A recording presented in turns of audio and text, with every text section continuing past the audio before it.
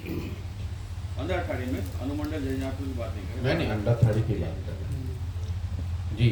आपको पता है जल स्वराज अभियान के तहत पिछले वर्ष अक्टूबर 2022 से हम लोगों ने जो पदयात्रा शुरू की है उसको करीब करीब अब 15 महीने होने को हो गए हैं। इन 15 महीनों में पश्चिम चंपारण से चल के पूर्वी चंपारण, शिवहर, गोपालगंज, सिवान, छपरा, वैशाली, समस्तीपुर, मुजफ्फरपुर, सीतामढ़ी होते हुए मैं पिछले महीने यहाँ मधुबनी में आया हूँ और पिछले करीब 25 दिनों से मैं मधुबनी के विभिन्न प्रखंडों, पंचायतों में अपनी पदयात्रा कर रहा हूँ। अभी यहाँ पर करीब हम लोग 10 दिन और रहेंगे। 29 तारीख को यहाँ से मैं दरभंगा जाऊँगा। पदयात्रा का जो उद्देश्य है, जैसा कि पदयात्रा की शुरुआत में बताया गया था, बिहार में जो स्थिति है, बिहार की गरीबी है, जो पिछड़ापन है, जो बदहाली है, इसको सुधारने के लिए हम लोगों की सोच है कि जब तक समाज के स्तर पर प्रयास नहीं किया जाएगा तब तक बिहार में सुधार की संभावना करीब करीब नहीं है। क्योंकि राजनीतिक परिवर्तन इस राज्य ने बहुत को देखे हैं। पिछले 40-50 साल में हर तरह के राजनीतिक प्रयोग कर लिए गए, अलग अलग दल और नेता सत्ता में आए, लेकिन बिहार की बदहाली, इसके पिछड़ापन पर कोई विशेष फर्क नहीं पड़ा। 1970 के दशक में भी बिहार देश का सबसे गरीब राज्य था। जब लालू जी 1990 में मुख्यमंत्री बने तब भी हम लोग देश में सबसे गरीब थे।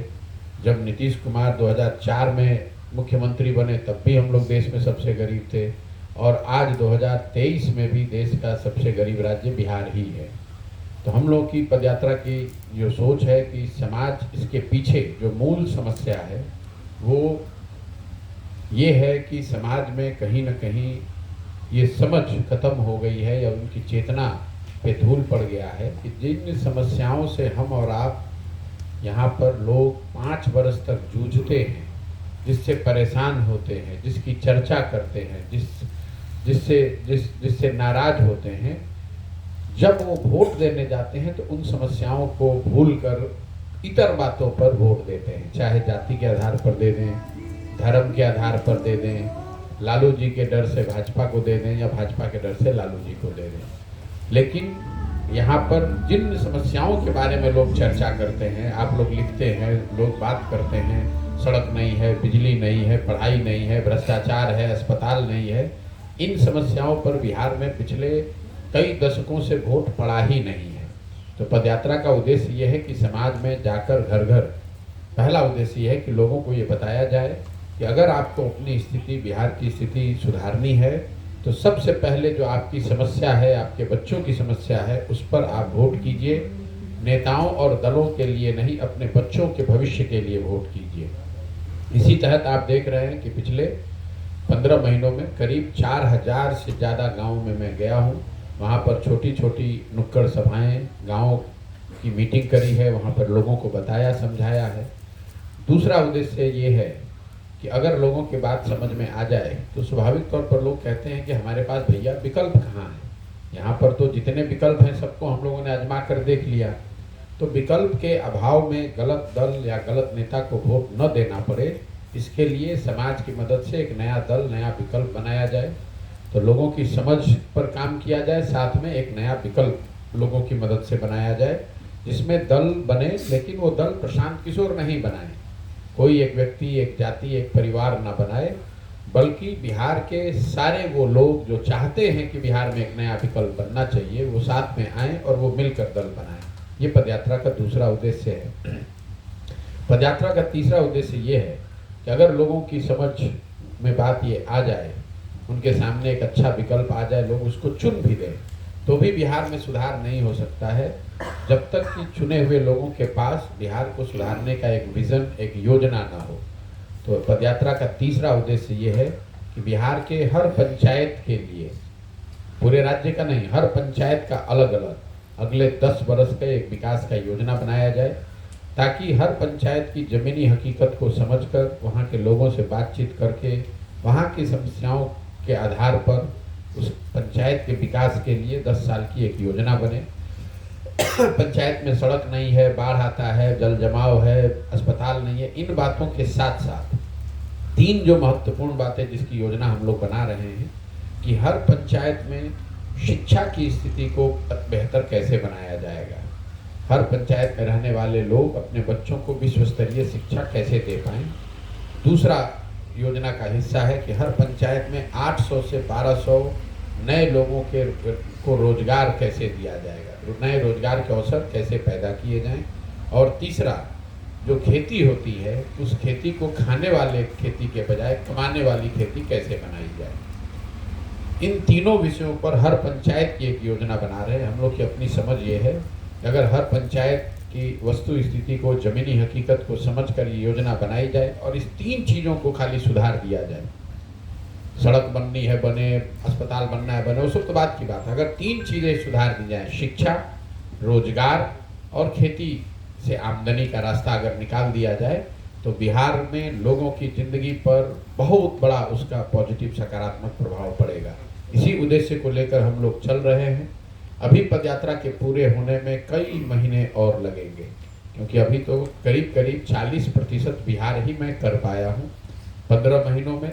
संभव है कि आगे और 12-15 महीने चलना पड़े, लेकिन मैं पूरी तरीके से ये संकल्पित हूँ। जो बात हमने कहकर इस अभियान को शुरू किया है कि दल तभी बनेगा जब पूरे बिहार में पदयात्रा पूरी कर लें, लोगों से राय विचार कर लें, लोगों को इस परिकल्पना के बारे में बता दें, और जो लोग भी इस परिकल्पना से जुड़कर इस व्यवस्था को बनाने में कंधा लगाना चाहते हैं उनको साथ में हम लोग ले लें और हर पंचायत की, हर प्रखंड की योजना बना लें, तभी आगे का कोई कदम उठाया जाएगा। ये हमारी तरफ से बात है। और बाकी अब आपके जो सवाल है वो आप कर सकते हैं। यूथ क्लब जो सर खुल रहा है क्या उसका उद्देश्य? क्लब भी है जी, उसका क्या उद्देश्य है? यूथ क्लब जब मैंने यहाँ बिहार में जब मैं 2022 में आया और जन स्वराज की परिकल्पना पर जब मैं काम कर रहा था, तो मैंने एक आकलन कराया कि बिहार में कौन से लोग एमएलए, किस तरह के लोग एमएलए और एमपी बनते हैं। तो मैंने पाया कि पिछले 30 बरस में बिहार में जो लोग भी एमएलए, विधायक और सांसद बने हैं, वो चाहे किसी भी दल से बने हैं, वो कुल 1250 परिवार के लोग ही आज तक यहाँ सांसद विधायक बने हैं। बिहार में की आबादी है करीब 13 करोड़, यहाँ 3.5 करोड़ परिवार रहते हैं, लेकिन पिछले 30 बरस में विधायक और सांसद सिर्फ 1250 परिवार के लोग ही बने हैं। ऐसा इसलिए कि राजनीति पर यहाँ कुछ परिवारों का कब्जा हो गया है। विधायक का लड़का विधायक, सांसद का लड़का सांसद, मंत्री का लड़का मंत्री, और लोकतंत्र को कहीं न कहीं खत्म कर दिया गया है। आप बहुत समझदार हैं, आप में जज्बा है, क्षमता है, लेकिन आप राजनीति में आकर चुनाव नहीं लड़ सकते हैं। हम लोगों को लगता है कि एक लालू यादव की परिवार की पार्टी, ऐसी बात नहीं है। मैं आपको एक उदाहरण देता हूँ। भाजपा दावा करती है कि वो परिवार की पार्टी नहीं है। बिहार में भाजपा के अध्यक्ष हैं सम्राट चौधरी जी। सम्राट चौधरी कौन है? इनके पिताजी शकुनी चौधरी, जब कांग्रेस का राज होता था तब ये उसमें विधायक और मंत्री होते थे। जब लालू जी का दौर आया तो उसमें भी शकुनी चौधरी जी विधायक और मंत्री बने। जब नीतीश का दौर आया तो उसमें भी शकुनी चौधरी विधायक और मंत्री बने। मांझी जी जब मुख्यमंत्री बने तो उसमें भी वो विधायक और मंत्री थे। और आज अगर उनको लग रहा है कि भाजपा का दौर आ रहा है तो उसमें भी भाजपा को भी कोई सामान्य आदमी नहीं मिला, उनको भी शकुनी चौधरी का लड़का ही मिला है। तो हर विधानसभा का अगर और लोकसभा क्षेत्र का आप अध्ययन करेंगे तो आपको पता चलेगा कि हर विधानसभा लोकसभा में 4-5 परिवारों का ही कब्जा है। इसको तोड़ने के लिए हमने ये क्लब की परिकल्पना शुरू की है, जिसमें हमने ये संकल्प लिया है कि बिहार में 1 लाख बच्चों को राजनीति में आने का और राजनीतिक सामाजिक जीवन में अपनी पहचान बनाने का और आगे राजनीति करने का अवसर का मतलब उनको इस क्षेत्र में प्रशिक्षण और संसाधन दोनों ही मैं प्रशांत किशोर जन स्वराज के माध्यम से उनको दूंगा। अब हर पंचायत में, यहाँ 8,500 पंचायत है, 1 लाख का नंबर क्यों लिया गया है? हर पंचायत से मैं ऐसे लड़कों को निकाल रहा हूँ और 8 से 10 क्लब हर पंचायत में खोले जाएंगे। ऐसे बच्चों को अवसर दिया जाएगा। एक क्लब को खोलने में 25 बच्चों का एक समूह होता है जो इस क्लब को खोलता है। फिर उनको धीरे धीरे प्रशिक्षित करना ताकि वो सामाजिक राजनीतिक स्तर पर अपनी शुरुआत कर सकें, अपनी पहचान बना सकें और आने वाले 3 बरस, 5 बरस, 8-10 बरस में कोई ना कोई चुनाव में वो भागीदार बने। कोई वार्ड सदस्य लड़े, कोई मुखिया लड़े, कोई सरपंच लड़े, जिसमें क्षमता है वो विधायक भी लड़े।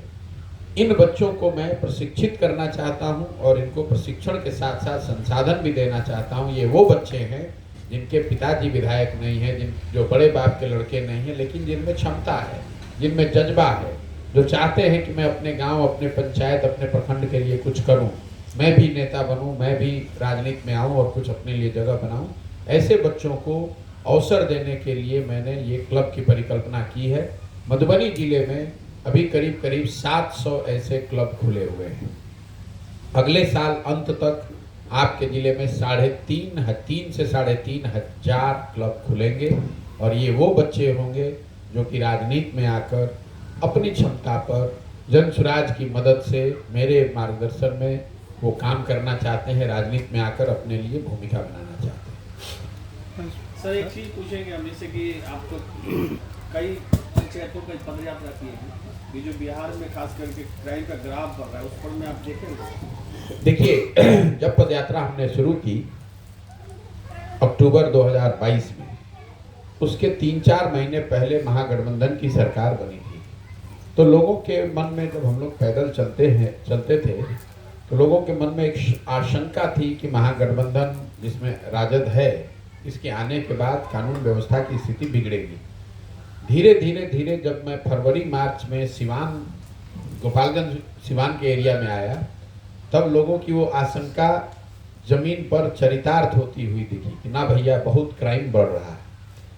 बिहार में क्राइम सिर्फ महागठबंधन के बनने से नहीं बढ़ा है, इसको आपको समझना होगा। बिहार में जो लॉ एंड ऑर्डर की स्थिति बिगड़नी शुरू हुई है, ये 2017 से शुरू हुई है। उसके मूल में कारण है शराबबंदी का लागू होना। एक कारण है शराबबंदी है। शराबबंदी लागू होने से हुआ ये कि जो प्रशासन का एक बड़ा हिस्सा है, जिसका काम कानून व्यवस्था को बनाए रखना था, अब उसकी भूमिका कानून व्यवस्था को छोड़कर शराबबंदी लागू करना, शराबबंदी को लगाना, शराबबंदी से पैसा वसूली करना, उससे कमाना, छिपाना, तो उस प्रशासन का एक बड़ा तंत्र अब शराबबंदी में लग गया। धीरे धीरे कानून व्यवस्था बिगड़नी शुरू हो गई। दूसरा, जब महागठबंधन बना तो लोगों को मालूम है, जब भी राजद जैसे दल सत्ता में रहते हैं तो इस तरह के जो असामाजिक तत्व हैं उनकी ताकत बढ़ती है। उनकी सोच में ऐसा होता है कि हम जो चाहे वो कर सकते हैं, और ये कोई हमारा आपका आकलन नहीं है। तो बिहार ने 15 साल तक इन लोगों का जंगल राज देखा है कि इनकी जब सत्ता होती है तो किस तरह समाज में लॉ एंड ऑर्डर, कानून व्यवस्था बिगड़ती है, लोगों ने देखा है। अब उसी का स्वरूप धीरे धीरे आपको सामने दिख रहा है। तो लॉ एंड ऑर्डर के लिए शराबबंदी और राजद जैसे दल का सरकार में शामिल होना, ये दोनों चीज है। और कहीं न कहीं नीतीश कुमार ने कुर्सी की लालच में जैसे सारी बातों पर उन्होंने समझौता कर लिया, वैसे कानून व्यवस्था पर भी उन्होंने समझौता कर लिया। मैं आपको एक स्पेसिफिक उदाहरण दे देता हूँ। 2015 में जब महागठबंधन की सरकार बनी, उसमें 4 ऐसे नाम राजद की ओर से, राजद नेतृत्व की ओर से आए थे, 4 विधायकों का नाम, जिनको मंत्री बनाने की मांग राजद ने रखी थी। क्योंकि कोalition की सरकार है तो दल वाले ही अपना नाम भेजते हैं। उन 4 विधायकों को मंत्री इसलिए नहीं बनाया गया था कि हम लोग की सोच थी कि भाई इस तरह के दागदार लोग अगर मंत्रिमंडल में आ जाएंगे तो फिर सरकार और सुशासन और गवर्नेंस की बात कहाँ रह जाएगी। मैं नाम नहीं लेना चाहता हूं, लेकिन वो 4 विधायक आज इस सरकार में मंत्री हैं। तो जब आप उस तरह के क्रिमिनल बैकग्राउंड के लोगों को, बालू माफिया को, शराब माफिया को सरकार में, मंत्रिमंडल में जगह दे देंगे, तो आप कानून व्यवस्था की बात करना ही बेमानी है। और वही हो रहा है बिहार में। क्या लगता है ये सिलसिला जारी रहेगा या फिर कुछ और बिगड़ेगा क्योंकि मैंने इसलिए आपको बताया कि अक्टूबर-नवंबर 2022 में लोगों के मन में डर था। जनवरी फरवरी आते आते वो लोगों को दिखने लगा। और अब जैसे जैसे समय बढ़ रहा है, बीत रहा है, और राजद के जो नेता हैं, उसके कार्यकर्ता हैं, उससे जुड़े हुए जो आपराधिक तत्व हैं समाज में, उनकी ताकत बढ़ रही है, उनका मनोबल बढ़ रहा है और वो क्राइम उसके साथ साथ बढ़ेगा। और इसके साथ साथ नीतीश कुमार सरेंडर करके कुर्सी की लालच में बिहार के लोगों के भविष्य को उन्होंने छोड़ दिया है कि जिसको जो होना है करो, मैं कुर्सी पर बैठा रहूं। तो शिक्षक बहाली में काफ़ी अनियमितता सामने आ रही है, क्या कहना चाहेंगे? देखिए, मैं जब से ये बहाली का मामला शुरू हुआ है तब से मैं कह रहा हूँ कि ये सरकार की कैपेबिलिटी के बाहर है कि ये शिक्षक 10 लाख लोगों को नौकरी दे दें। कुछ लोगों ने आके कहा कि भैया आप तो कहे थे कि नहीं कर पाएंगे, 1.25 लाख लोगों को बहाल कर दिया। तो पहली बात, 1.25 लाख नए लोगों को नौकरी नहीं मिली है। इसमें आधे से ज्यादा वो लोग हैं जो पहले से सरकारी नौकरी में थे, नियोजित शिक्षक थे, अब उनका सर्विस कंडीशन बदल गया, अब वो नियोजित शिक्षक के बजाय सामान्य शिक्षक हैं, राज्यकर्मी। आधे से ज्यादा लोग वो हैं जो पहले से नौकरी में थे, ये नए लोगों को नौकरी नहीं मिली है। सरकार सबको बरगला रही है कि हमने 1.25 लाख लोगों को, नए लोगों को नौकरी दे दी। जो बाकी के आधे लोग बच गए, आधे से थोड़ा कम, उसमें आधे से ज्यादा लोग, मतलब आधा जो बचा, जो नए लोगों को नौकरी मिली, उसमें आधे से ज्यादा लोग बिहार के बाहर के लोग हैं। तो बिहार के नए लोगों को 1,25,000, अभी सरकार ये आंकड़ा जारी नहीं कर रही है, और जिस दिन से नियुक्ति का अपना पीठ थपथपा रहे हैं और बिहार के गरीब जनता का पैसा देकर विज्ञापन छाप रहे हैं, अभी तक इन्होंने नहीं बताया कि 1,25,000 में कितने लोग ऐसे हैं जो पहले से शिक्षक थे जिनका सर्विस कंडीशन बदला, कितने लोग ऐसे हैं जो दूसरे राज्य के लोग हैं जो डोमिसाइल नीति को चेंज किया गया उसकी वजह से वो बने हैं, और कितने बिहार के बच्चों को, नए बच्चों को रोजगार मिला है। और इसके बाद जो अनियमितता वाली बात है वो तो है ही, अभी आप इसको थोड़ा आगे बढ़ने दीजिए। पिछले 5-7 वर्षों में बिहार सरकार ने कौन सी ऐसी नियुक्ति की है जिसमें अनियमितता नहीं हुई हो, जिसमें घुसखोरी न हुआ हो, जिसमें पेपर लीक न हुआ हो, जिसमें कोर्ट में मामला न गया हो।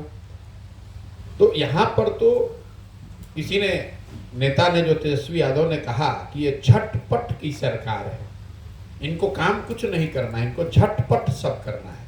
बाबूजी मुख्यमंत्री हैं तो झटपट इनको भी मुख्यमंत्री बन जाना है। पैसा कमाना है झटपट, चाहे किसी भी तरीके से पैसा आ जाए। नाम कमाना है झटपट, चाहे जिसको उसके लिए बरगलाना पड़े। तो किसी भी व्यवस्था को सुधारने के लिए झटपट करने से तो नहीं होगा। जीवन की जो सिद्धांत हैं वो बताते हैं कि बहुत स्थिरता से, गंभीरता से ही चीजों को सुधारा जा सकता है, झटपट करने से नहीं। जब जिस सरकार की मेंटालिटी झटपट की है तो यही होगा, झट से पैसा दीजिए, फट से अपना काम करा लीजिए। यही इनकी मेंटालिटी है, यही इनका कैरेक्टर है इस सरकार का। नीतीश कुमार जी भी विशेष राज की मांग करने लगे हैं चुनाव के समय, क्या? अरे भाई देखिए, नीतीश कुमार जी का उम्र हो गया, अब आप लोग उनको छोड़ दीजिए। नीतीश कुमार जी की उम्र हो गई है और राजनीति का एक अंतिम दौर उनका चल रहा है। 2-4-5 महीने, कुछ महीने बचे हुए हैं, अब जो उसमें करना चाहते हैं कर लें। विशेष राज्य का दर्जा 2012-13 में दिल्ली में इन्होंने रैली की थी। 12-13 से आज 23, 10 साल हो गया। 10 वर्ष में 5 वर्ष से ज्यादा नीतीश कुमार भाजपा के साथ सरकार में मुख्यमंत्री थे। उन 5 वर्षों में नीतीश कुमार डरपोक आदमी के मुंह से एक बार भी विशेष राज्य के दर्जा का बात नहीं उठा। अब जाकर किसी जदयू के नेता से पूछिएगा तो वो ये कहेगा कि हम तो हमेशा मांग करते थे, भाजपा वालों ने नहीं दिया, हमने खुली चुनौती दी है। नीतीश कुमार ने पिछले 10 वर्ष में, जब भाजपा के साथ थे और जो जब नहीं है, एक बार भी प्रधानमंत्री से अगर मुलाकात की हो कि भैया विशेष राज्य का दर्जा हमको दीजिए, आप हमको मुलाकात का खबर दिला दीजिए, हम मान लेंगे कि ये बात इनकी सही है। ये आदमी यहाँ खड़ा होके कोई प्रपंच गाता है, सीट का शेयरिंग के लिए जाकर भाजपा के नेतृत्व के साथ महीनों बैठे रहते हैं। आपको कास्ट सेंसस कराना था तो आप वहां जाकर सर्वदलीय बैठक लेकर प्रधानमंत्री से मिलने गए। विशेष राज्य के दर्जा के लिए कब गए मिलने आप प्रधानमंत्री से? जब साथ में थे तो मोदी जी को महामानव बता रहे थे, साष्टांग दंडवत कर रहे थे पब्लिक के सामने, और आज खड़ा होकर कह रहे हैं कि हर जगह विशेष राज्य का दर्जा। अरे 32 साल से लालू नीतीश, ये लोग का यही काम है, पूरे राज्य को बर्बाद कर दिया, अनपढ़ बना दिया, मजदूर बनाने का फैक्ट्री बना दिया, और रोज एक नया सगुफा लेकर चला आता है। अभी आपने देखा कह रहा है समाज के वंचित लोगों का हक मारी हुआ है। कोई ये नहीं पूछ रहा है कि भैया हकमारी किया किसने? 32 साल से सत्ता में तुम बैठे हो, तो हकमारी किसने किया? तुम्ही को तो हक देना था। आरजेडी वाले और जदयू वाले बताए कि कितने अति पिछड़ों और मुसलमानों को उन्होंने टिकट दिया है विधायक और सांसद के तौर पर। कितने विधायक और सांसद जो जीत कर आए हैं उन्होंने अपने मंत्रिमंडल में जगह दिया है। बिहार सरकार का बजट है 2,46,000 करोड़, उसमें 60% बजट की जो विभाग है वो सिर्फ 2 आदमी के पास है, नीतीश कुमार और तेजस्वी यादव। मेरे भाई, किसके वंचित होने की बात कर रहे हो? कल बनाओ मुसलमानों को गृह मंत्री, कौन रोक रहा है? पथ निर्माण विभाग, शिक्षा विभाग, ग्रामीण कार्य विभाग, शहरी अर्बन डेवलपमेंट आप मुसलमान को दीजिए, अति पिछड़ों को दीजिए, दलित को दीजिए, कौन रोक रहा है? हक मार के जो बैठे हैं, चोर मचाए शोर, जो हक मार के बैठा है वही हल्ला मचा रहा है कि हक मारी हुई है। अरे 32 साल से तुम लूट रहे हो, तुम सत्ता पर बैठे हो, तुमने हक किसी को नहीं दिया, तो अब ना हल्ला क्यों मचा रहे हो? सर एक और आखिरी सवाल, एक भी विद्यालय भूमिहीन नहीं रहेंगे ऐसा उनका आदेश आया है, इतना दिन क्या कर रहे थे, क्या करना चाहिए? भैया, नीतीश कुमार के शासनकाल का जब इतिहास लिखा जाएगा तो उस व्यक्ति के मुख्यमंत्री रहते हुए बिहार की शिक्षा व्यवस्था के ध्वस्त होने को सबसे बड़ा काला अध्याय बताया जाएगा। ऐसा इसलिए कि मान लीजिए कि कल एक अच्छी सरकार आ जाए तो यहाँ सड़क बन जाएगी, फैक्ट्री लग जाएगी, लेकिन जो 2 पीढ़ियाँ नीतीश कुमार के मुख्यमंत्री लालू नीतीश के राज में पढ़कर इस व्यवस्था से निकली हैं, अब कल कोई भी सरकार आ जाए उसको पूरे जीवन भर उन बच्चों को, उन लोगों को शिक्षित समाज के पीछे ही रहना है। अब उनको कोई जीवन में सुधार नहीं सकता है। और इस आदमी ने समतामूलक शिक्षा नीति के नाम पर पूरी शिक्षा व्यवस्था को बर्बाद कर दिया और बच्चों को, बिहार के बच्चों के हाथ से किताब कॉपी हटाकर उसके हाथ में खिचड़ी का प्लेट पकड़ा दिया।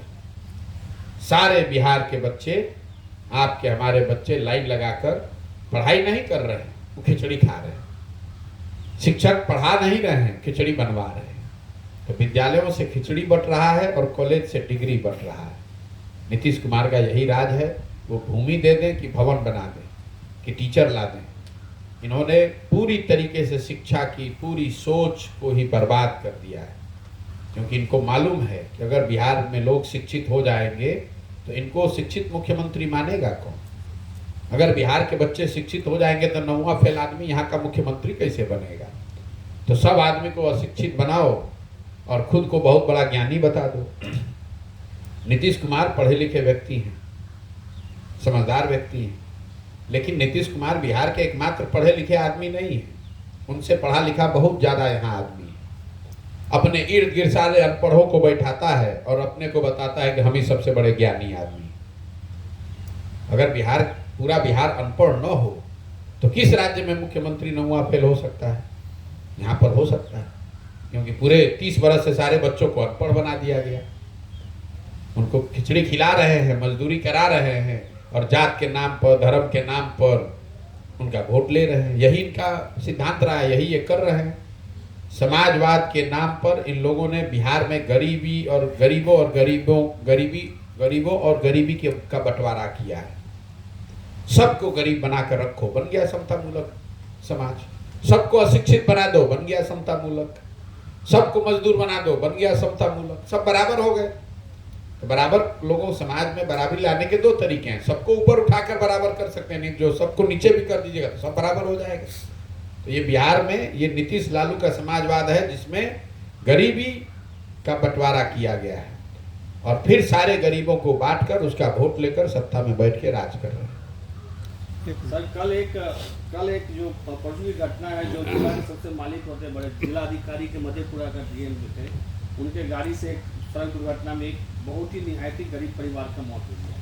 लेकिन दुर्भाग्य ये है कि वहाँ पर कोई भी आलाधिकारी उस बच्चे को देखने तक नहीं गया और 36 घंटे तक उसका शव पड़ा रहा। मेरे भाई, बहुत दुर्भाग्यपूर्ण घटना है, लेकिन ये एक्सीडेंट है। जैसा कि खबरों से हम लोगों ने पढ़ा, एक्सीडेंट हो गया, हो सकता है, दुर्भाग्यपूर्ण है, नहीं होना चाहिए। बिहार में अफसरों का मनोबल इतना बढ़ा हुआ है कि हर दिन हजारों लोगों की उनकी मनमानी की वजह से जान जा रही है, उनकी गलत नीति से, उनके भ्रष्टाचार से लोगों की जान जा रही है, उस पर इस सरकार का के कान पर जू नहीं रेंग रहा है। तो एक एक्सीडेंट से ही लोग जगने वाले हैं। अवैध शराब पीने से 70 से ज़्यादा लोगों की मृत्यु हो गई छपरा में। मुख्यमंत्री पॉकेट में हाथ डाल के कहता है जो पिएगा वो मरेगा, अपने अधिकारियों पर कार्रवाई की बात नहीं करता है। यहाँ मुजफ्फरपुर में 32 लड़कों की डूबने से दुखद मृत्यु हो गई। 15 किलोमीटर दूर मुख्यमंत्री कार्यक्रम कर रहे हैं और उस आदमी ने इतना भी जरूरी नहीं समझा कि जाकर परिवारों से मिलने। कहता है मैंने अधिकारियों को निर्देशित कर दिया है। बताइए इस लोकतंत्र में, देश में ये कहीं संभव है? 32 लोगों की, बच्चों की मृत्यु हो जाए, मुख्यमंत्री वहीं 10 किलोमीटर पर है और वो इतना भी जरूरी ना समझे कि जाकर हम बच्चों के बारे में, बच्चों के परिवार वालों से मिलने, सांत्वना दे दें। चमकी बुखार से इसी मुजफ्फरपुर में इतने बच्चों की मौत हो गई अपराधियों की लापरवाही से। किस अपराधी, किस अधिकारी पर कार्रवाई हुआ? आप एक बच्चे की मौत की बात कर रहे हैं। हर दिन यहाँ सैकड़ों बच्चों की, लोगों की मृत्यु हो रही है, लोग भुगत रहे हैं, लोगों की बदहाली है अफसरशाही, अफसरों की मनमानी के से वजह से, उनके भ्रष्टाचार की वजह से, उनके लापरवाही की वजह से। जब उस पर इस सरकार का कान पर जू नहीं रेंग रहा है तो एक एक्सीडेंट से लोग जगने वाले हैं। नीतीश कुमार ने कान में तेल डालकर कुर्सी पर फेविकॉल लगाकर बैठ अपनी जगह बना ली है और ये मान लिया है कि भैया जिसको जो होना है, जिसको जो करना है करो, बिहार की जनता जो जहां जानी है जाए, वोट किसी को दोगे हम जोड़ तोड़ करके फिर हम ही मुख्यमंत्री बन जाएंगे। उस आदमी के अहंकार ने उसको बर्बाद कर दिया है, उनकी सोच को बर्बाद कर दिया है। इतने दिनों से आप मधुबनी में सोच का बीज जो छींट रहे हैं, उसमें कितना ऊसर और कितना फर्टाइल मधुबनी जिला प्रवास में आपको लगा? देखिए हम जो बीज डाल रहे हैं कितना ऊसर कितना फर्टाइल है, इसकी बेहतर समझ तो आप लोगों को होगी। मैं इतना कह सकता हूँ 15 महीने पैदल चलने के बाद कि बिहार में एक बड़े जनमानस में परिवर्तन की बात, विकल्प की बात, कुछ नया होना चाहिए की बात, कि लालू नीतीश भाजपा से आगे देखने की बात, ये एक बड़े जनमानस में ये भावना है। अब वो जनसुराज में उनको रास्ता दिखता है कि वो कुछ कहीं दूसरा रास्ता दिखता है, वो अलग बात है, उस पर बहस हो सकती है। लेकिन इसमें कहीं कोई दो मत नहीं है कि बिहार के गांव-गांव में, हर वर्ग में, हर समाज में, हर जाति में, हर संप्रदाय में लोगों के मन में ये बात जरूर है कि बिहार भैया बदलना चाहिए।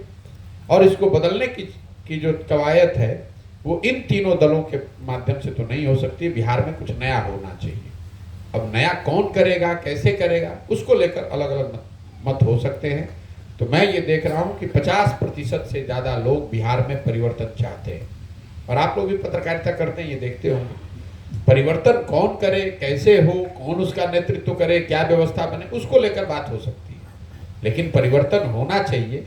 लालू नीतीश के आगे बिहार को देखना चाहिए। भाजपा से बिहार में कुछ नहीं हो सकता है, ये बातें करीब करीब सर्वमान्य हो गई हैं। सब लोग इस बात को मानते हैं कि लालू नीतीश से अब ये नहीं होगा, बहुत देख लिया इन लोगों को, इनसे आगे बढ़ने और देखने की जरूरत है। उनके अपने समर्थक भी ये बात बताते हैं। वैसे भी आपका जो है कि बच्चे का भविष्य देख करके वोट कीजिए, जाति धर्म से परे होकर के वोट कीजिए, तो बहुत अपीलिंग और सेंटिमेंटल है। लोग की जगह तो बन रहा है। और ठीक कहा ने आपने कि परिवर्तन की चाह बढ़ी है। अब चाह का लोग कैसे जलता रहे वो तो आप नहीं। देखिए ऐसा है ना, ये बच्चों वाली जो मैं बात कह रहा हूँ, इसलिए कह रहा हूँ कि बिहार ने नेताओं को देखकर वोट दिया, विचारधारा के आधार पर वोट दिया, आंदोलनों को देखकर वोट दिया, किसी से सुधार नहीं हुआ। हम इसलिए कह रहे हैं कि एक बार अपने बच्चों के लिए वोट दो।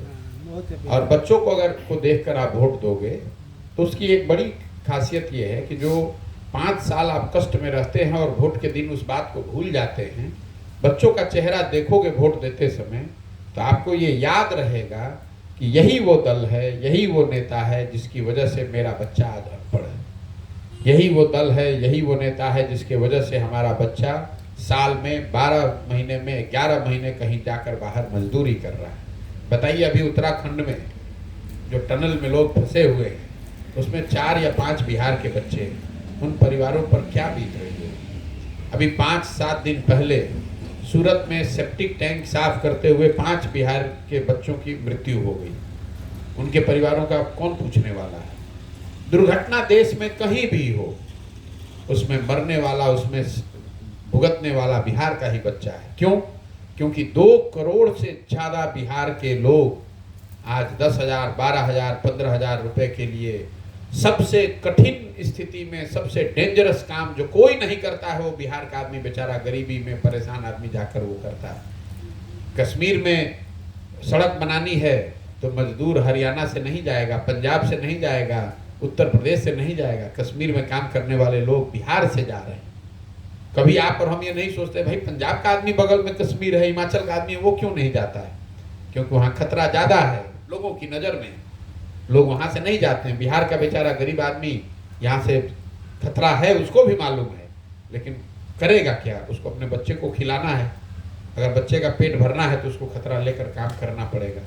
और ये लोग एक बार भी पलायन की बात नहीं करते हैं कि इन 2 करोड़ लोगों की ज़िंदगी, 2 करोड़ परिवारों की ज़िंदगी कैसे सुधरेगी। यहाँ अभी भी ये समाज को बांटने में और अपने वोट को बटोरने में लगे हुए हैं।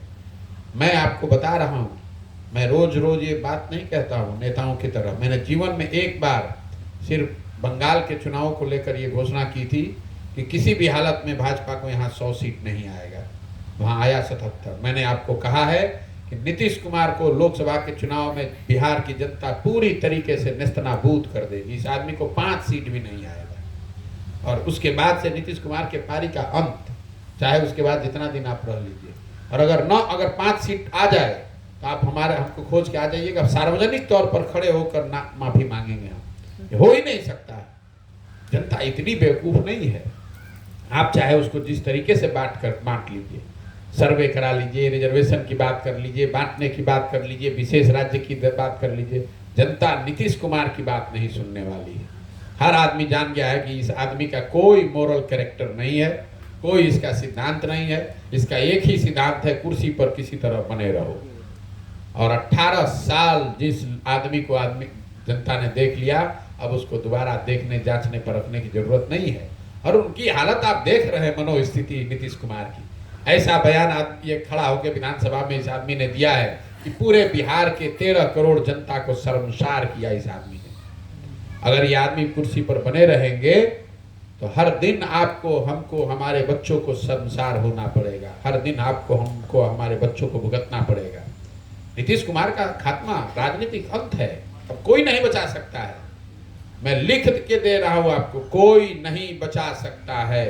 और जो उस आदमी को अपने कंधे पर बैठाएगा वो भी उसके बोझ के तहत दब के खत्म हो जाएगा। ये भी समझ लीजिए। और आपको, और ये हमारी बात पर भरोसा नहीं है, 5 महीना रुक जाइए, अभी चुनाव हो रहा है, आपको दिख जाएगा कि प्रशांत किशोर ने जो कहा था वो हुआ कि नहीं हुआ। और वो आदमी को कहीं ना कहीं समझ है, इसीलिए मन इतना विचलित है।